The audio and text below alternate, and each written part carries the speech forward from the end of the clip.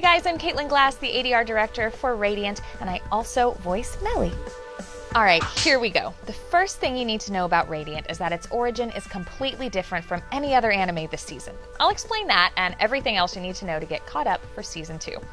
The source material for the show is not a Japanese manga, light novel, or video game like a lot of the adapted anime we see. It's based on what's called a manhwa, or a French comic that draws inspiration from Japanese manga. Written by Tony Vallant, our story starts in a world full of a mysterious magic called Fantasia, where horrifying monsters known as Nemesis literally fall from the sky and leave disaster in their wake. Very few people ever survive an encounter. Those who do end up marked by a curse that gives them the power to wield Fantasia. They become known as sorcerers, which you would think would earn you some major respect from the rest of humanity, but nope.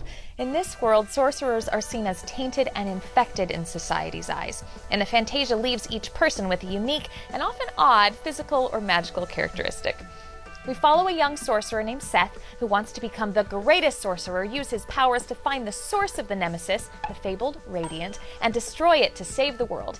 During an early Nemesis attack, he even jumps in to save townspeople that had treated him and his mentor Alma poorly. He's a cool kid. Alma is a tough but kind-hearted sorcerer who helps him begin his life's mission by sending him off to the Artemis Institute, one of the biggest sorcerer organizations, in search of an instructor called Yaga. It's at this first stage of the journey that we get another sharp reminder of the scrutiny around those who are infected, and Seth is arrested by a military group called the Inquisition, just for being a sorcerer. Though, with this guy Captain Dragunov doing the arresting, I might just become a sorcerer too. I mean, I'm got nothing else to do. They discover that Seth can use magic with his bare hands, unlike other sorcerers who need a conduit to use Fantasia, which makes him a target for the Inquisition from here on out. But the silver lining is that we meet new party members, hooray!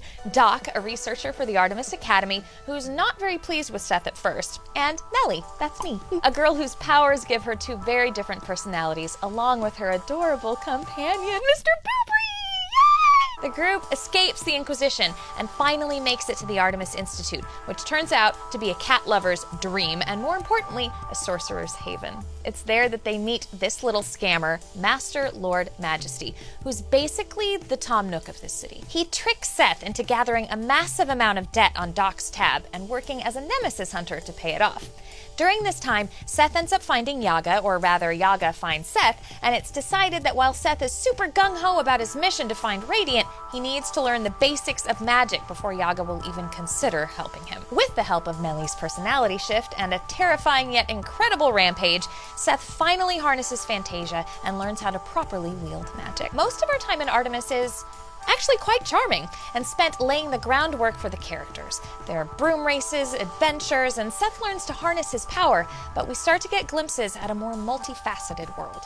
There are different tensions between sorcerers, the uninfected, and even tensions within the Inquisition itself. The show starts peeling away the exteriors of these different factions to reveal the, well, real people underneath. There's more debt accrued, much more, and more lessons about magic. Then things pick up. The crew decides to hit the skies and answer a call for help from a family in a different city called Rumbletown. And once they get there, our days of broom races are over. From here on out, the crew meets monsters and humanity head on, and the show truly evolves. Rumbletown is being tormented by Nemesis, and tensions are high between residents who've recently moved there and those whose families have been there for generations. The crew answers a call for help from a family of migrants whose son Taj has survived an altercation with the Nemesis and has become infected. But an Inquisition leader named Captain Conrad is plotting against migrants and sorcerers. He's definitely 100% a bad guy, and even catches the suspicion of Captain Dragunov. Remember him? How could you forget him? I mean, Captain Dragunov, who tries to rein Conrad in, to no avail. Conrad captures Taj, his family, and the crew, using Seth and Taj as part of his plan to cause a revolt between the migrants and other residents of Rumbletown, even preparing to sacrifice an entire section of the city in the process. And as if humans weren't causing enough trouble, remember those Nemesis we mentioned earlier? We find out they're being controlled by a Domitor named Hamlin, a sorcerer that Conrad hired as a secret weapon in his plan, but as it turns out, she has huge baggage with the Inquisition after being treated poorly as a child for being infected, and with revenge plans of her own, things do not go the way bad guy Conrad expects. At the heart of everything, we realize the show has gone from happy-go-lucky shonen to a nuanced story that shines the light on a broken world with deeply woven lessons on discrimination and judgment. We also meet Piodon, a member of the Inquisition who claims to be Seth's brother. He reveals that Seth may actually have even more power sealed away, adding to the mystery of both his background and abilities. As a quick side note and a big spoiler, during all of this, Doc dies in captivity, but comes back as a baby who still has all of his memories and abilities to talk. His curse is basically shedding his adult skin and starting over again. Sounds alright, but the fighting in Rumbletown rages on. Conrad is defeated, and though Seth and Hamlin originally regard each other as enemies, through the course of battle they manage to come together over their experiences as infected. So much so that Hamlin's view on revenge is completely changed, and she sacrifices herself so that her new friends can escape. This is a huge moment in the show and calls into question the way society sees outsiders.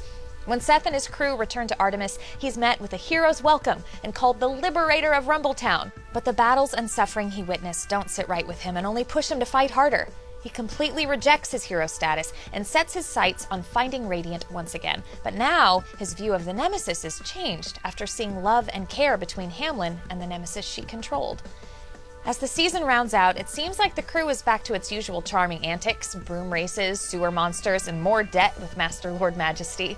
But beneath it all, things in this world are only going to get tougher, because there's still trouble brewing in the Inquisition. These guys do not take a breather, and there's a talk of waging war against other mysterious sorcerer factions. We're left to find out if Season 2 will answer our burning questions. Does Radiant even exist? What is Seth's real power?